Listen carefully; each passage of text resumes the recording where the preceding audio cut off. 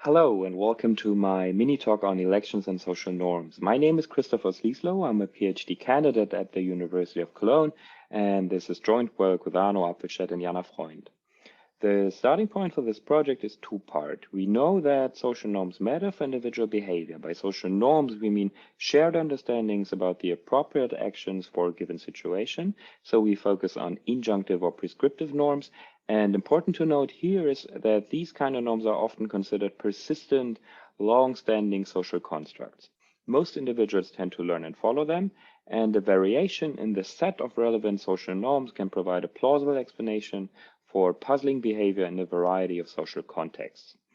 Now, a number of recent observations suggest that norms in a given context can change rapidly as a result of political events such as elections or referenda.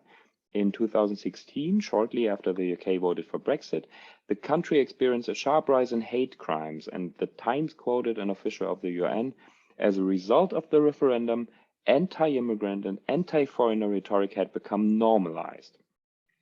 Similar claims were made in the US after the election of Donald Trump in the same crazy year. Jackson Katz, co-founder of a gender violence prevention program, was quoted by the Huffington Post: Trump's election normalized abusive behavior and gives implicit permission for others to perpetuate it. Beyond such anecdotes, there are also scientific studies which take up the idea of a change in the set of relevant social norms as a mechanism underlying observed behavioral effects of elections. So taken together, there is quite a bit of suggestive evidence for elections affecting long-standing social norms. However, a fundamental challenge in interpreting observational data in this context is that elections are generally not exogenous to the society, which makes it difficult to show that elections indeed causally influence social norms. Some of the before mentioned papers try to address this issue. However, in the existing studies, the effect of elections on social norms is typically inferred indirectly from observed behavior or from stated preferences. And with this project, we try to fill this gap and ask, can elections shift people's ideas of what is socially appropriate behavior in a given situation? So let me briefly give you the basic intuition behind our design. We ran a controlled online lab experiment with a total of 600 participants who were asked to rate actions in a specific scenario by their social appropriateness.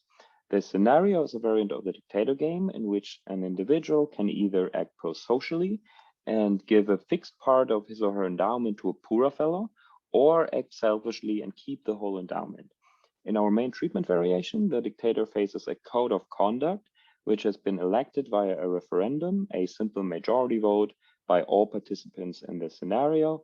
And this code of conduct asks people either to share, rule give, or not to share, rule don't. And participants in the control group rate actions in the absence of a rule, which serves as a benchmark scenario.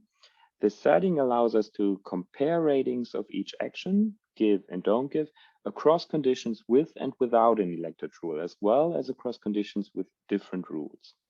So the key features of our design summarized. First, we directly elicit social norms by incentivizing subjects to reveal their true beliefs about the most frequent rating of all other subjects. Second, we apply this method to investigate social norms concerning relatively clear-cut pro-social and selfish behavior in a simple scenario. And third, by exogenously manipulating the existence of an election, as well as the election outcome, and holding everything else constant. This design allows us to directly measure effects of elections on social norms. Okay, here's our main result. In the absence of an election, action give is rated socially appropriate, and action don't give is rated moderately socially inappropriate. This is what happens when there's an elected code of conduct in place. We find that elections can indeed shift individual perceptions of social norms. The most striking result here is that under rule don't, mean and median ratings of the selfish action don't give become positive. Under rule don't, the average rating here is even higher than the average rating of action gives. So elections can indeed make inappropriate actions become socially appropriate. Okay, so to arouse your curiosity to read the full paper, let me quickly highlight some further interesting insights. First, by comparing different voting procedures, we find that elections can change social norms even if the election process is flawed. For instance, by introducing a voting fee, bribing voters, or excluding low-income voters.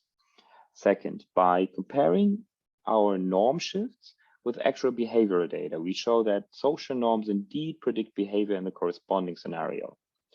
Third, an additional treatment variation to disentangle potential mechanisms suggests that both the social information contained in the majority vote and the social appropriateness of following rules per se play a significant role for the norm shift that we observe in our main treatment variation. And fourth, we find that elections can not only cause a shift in modal, median, and mean ratings, but also an increase in the variance of the distribution of ratings, which we relate to psychology, literature, and social consensus and norm clarity.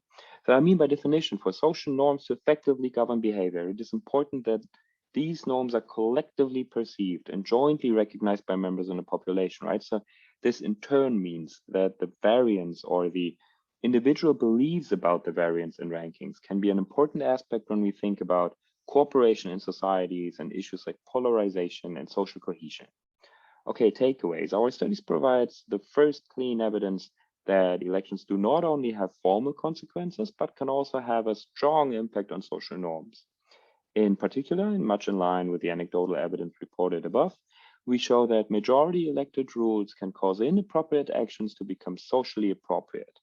Depending on the election outcome, elections can also increase the dispersion of appropriateness perceptions and lead to an erosion of an ex ante consensus about what is ethically right and wrong. I'm very happy to chat about the study and related topics. Thanks for listening.